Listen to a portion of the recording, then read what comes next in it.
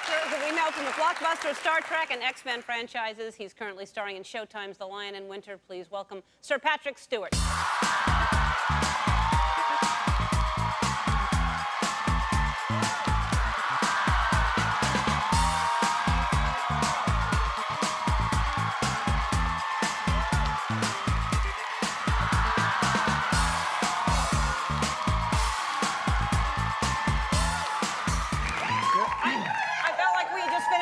You kind of turned me out like I was supposed to bow with you. It's you. I don't think we've ever come face to face before. No. And I was truly pleased to see you. Well, thank you. You look great. Thank you.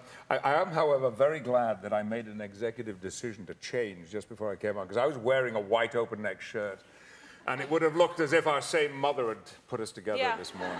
Oh. You know the thing you were talking about, losing things and then them showing up again? Have you ever heard of the borrowers? The what? Borrowers. The borrowers? Oh, people that borrow things? You have a very, very cultivated audience.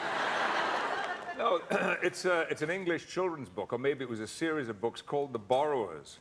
And it was based on the idea that when we lose something, when it just disappears, we knew it was there, it's gone, and then all of a sudden it turns up a few days later. It's because the borrowers have borrowed it. Just for a little while, because they need it and then they return it. Oh, the borrowers. The borrowers. Yeah. Oh, yeah, I see what you mean. They're ghosts.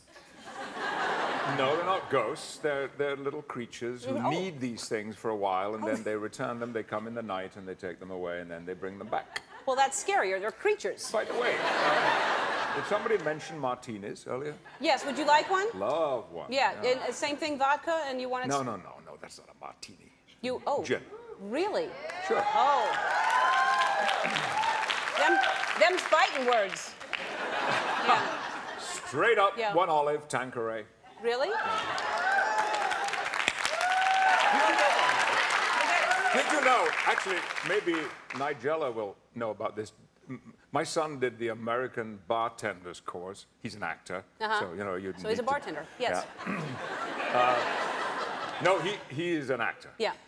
But he did the course, and that was very...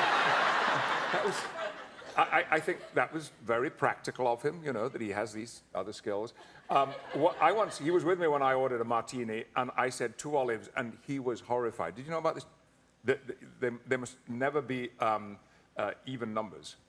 No. If you order an olive, it's always got to be an odd 1, 3, 5, but never 2 or 4. Or who will come to get you? The borrowers! Yeah. These are all weird English rules. I don't know this at all. Is a bartender in England or here? No, the American bartending school. I've never heard of that. I've had 2 olives. Unless you have a really long tooth. Do you have many friends? Say one. No. Need I say more? They all know about the olive thing, and they're just too shy to tell you. Well, now, you know, and your life will change. All right, and you like 1 olive? I don't like it. He's made me now so twitchy about this olive thing. Well, then why don't you have 3? Just because 3 seems... You know, you got a beautiful martini glass, and you put 3 olives in. It looked like a glass of olives, not a martini. Oh. Well, also, it takes out some of the level of the gin you could have in there. Yeah, I'm always thinking. Yeah. A woman after my own heart. All right, so we'll get you the Tanqueray gin. Thank you. After mentioning it here, they'll send you a case. That's how it goes. You think I'm a fool? Yeah. You think You know what you're doing. Yeah. And by the way, I just saw the cue card they're holding up. You did call me Sir Patrick, didn't you? Well, I thought I heard that. That's what I thought your name was. Thank you so much. And someone held up a card. Maybe you're not a sir. I don't know. No, I'm not. No, you're I'm not? just ordinary mister.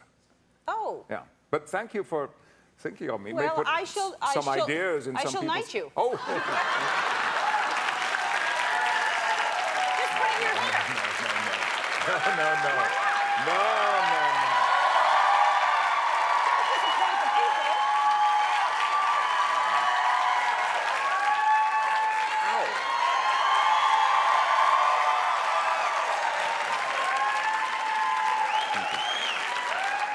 Do this for every guest. Yeah. You have this here. There's That hurt. That scratch. Yeah. Well, it's because one of the diamonds is missing, so it's not fitting properly. Now that. Ellen. Yes. Well, yes. Go. Well, I just wanted to ask you also, because you look great, and a lot of people are shaving their head, if not shaving. Did you do that on purpose or no?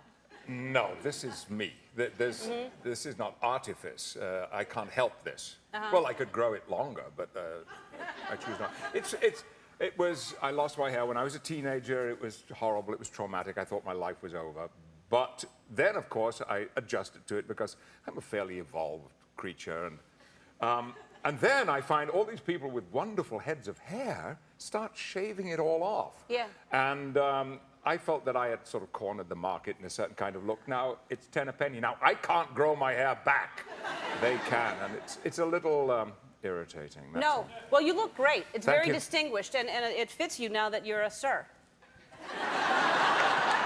Hey, we have to go to a commercial. We're going to look for that Tanqueray. We'll be right back. Stewart. Now, I can tell by the clothes that was shot a long time ago. You had hair then.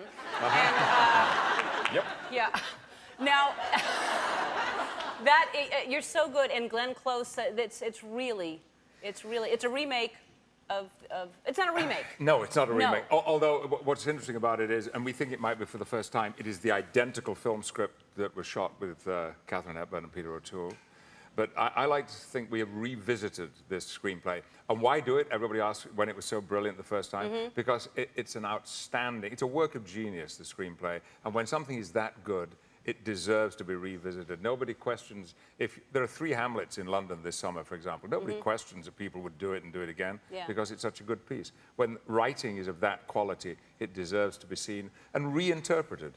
Well, it was great. It's really it's on Showtime soon. I want to just show people this because this to me is amazing. You know, a lot of times there are action figures when there's a movie, and the X-Men. You had the action figure, and you weren't happy with how it turned out. So let's show the original one that they did.